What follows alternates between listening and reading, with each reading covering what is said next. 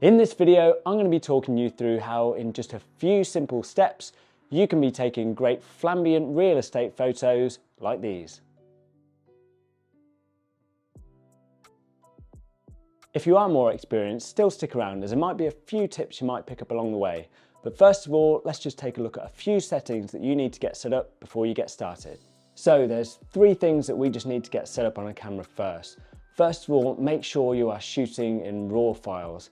This is because they are going to contain the most information, so they're going to have the most dynamic range and just going to make your life editing a lot easier, as you're going to be able to draw back those highlights and pull up the shadows, do whatever you need to do with the shot when editing. It's going to make your life a lot easier. The second thing we'll need to do is turn our zebras on. If you don't know what these are the little black and white lines which show up in your display, which basically show you which part of your shot is overexposed. And this is going to be really important. We're going to get to that very soon.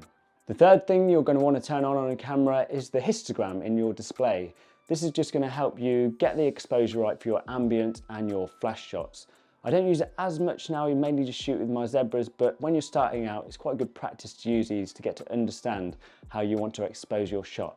So with all those 3 things turned on, let's get started with taking some shots. So I'm going to be taking a couple of photos here in this kitchen and dining area, and as you can see here, we've got these French doors opening onto the garden. So it's going to be really bright outside and sort of dark inside, and that's why we've got to take these 2 shots, the flash and the ambient shot, hence the name Flambient.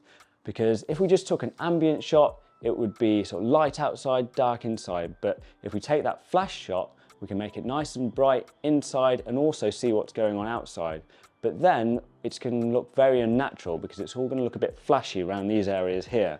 So we want to layer the ambient shot so we get all the shadows falling in the right places, so you get a nice bright yet natural looking shot. So let's take a look at how we're going to take that now.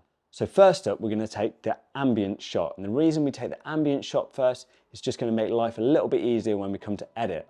As when we work in the layers, it's just best to have the ambient layer on top. And when we're importing it from Lightroom to Photoshop, that will appear on top. So now you can see here on my display, I've got the histogram on here and the zebras here. And what we want is the histogram to be pretty level across the histogram, so it's got a level exposure. So we'll just bring those highlights up a bit so we can just start to see them round the windows. I mean, if we keep going too far, you'll see that the zebras appear all over the room, and we don't want that because that means it's too overexposed. So let's just bring them back a bit so you can just see the zebras just round the window, and you can see that the histogram is nice and level, and that's going to give us a good ambient exposure to work with when we come to edit.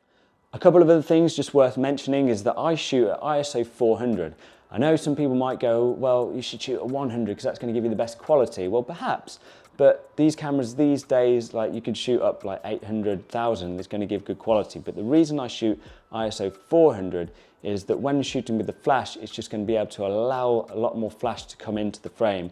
If you're shooting at 100, you're going to have a pretty powerful flash to make sure you get enough flash into that shot. So ISO 400, I find, is going to still give you good quality whilst getting a lot of light in from that flash. I also shoot at f8 for a similar reason. It's just going to give you sharp enough quality image, but also going to be able to allow to draw in as much of that flash as possible. So now let's take our ambient shot. There's another thing that I do here. I have my camera set on a 2-second timer. You could get a remote switch if you wanted to as well, but I just use a 2-second timer.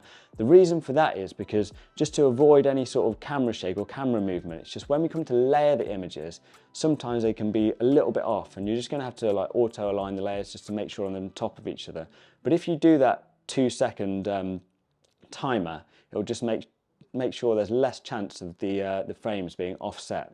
So now we've got our ambient layer exposed like we want. We've got the histogram right, and we've got the zebras as much coming in around the window that we want. Let's just take that shot.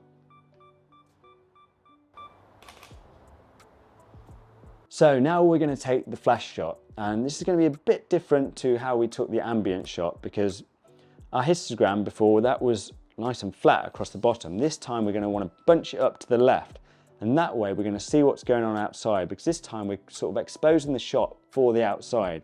So everything inside is going to go a bit dark, but that doesn't matter because we're going to use our flash to compensate for that.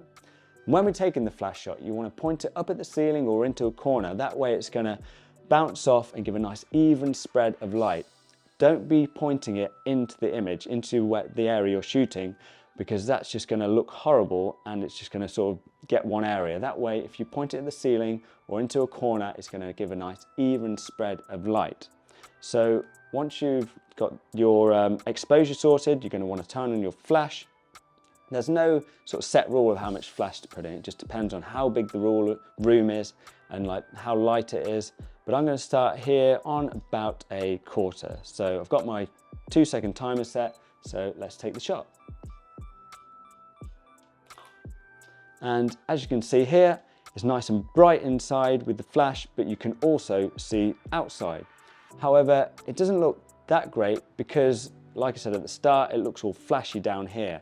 And that's why we took our ambient shot, because we're now going to layer those images so we get a nice natural looking image.